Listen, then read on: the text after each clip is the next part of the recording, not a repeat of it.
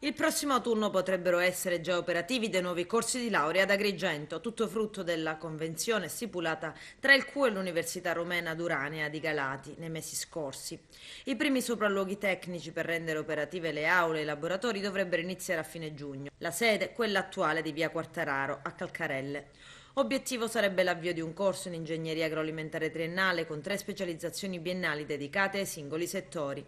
Ma il progetto dell'Università Romena è ancor più radicato nel territorio. Obiettivo creare una partnership con le aziende locali, provinciali, imprese che si occupano di olio, vino, ma anche della raccolta e trasformazione degli agrumi ed anche con imprese ittico-conserviere. Con tutte loro si lavorerà per inserire e proiettare gli studenti nel mondo del lavoro. All'interno delle aziende sono previsti nel progetto dell'Università Romena attività di tirocinio e stage. Si lavorerà sulle risorse e materie locali in un'ottica diversa dal solito, riutilizzando ad esempio gli scarti di lavorazione per produrre prodotti per la cosmetica o l'agricoltura.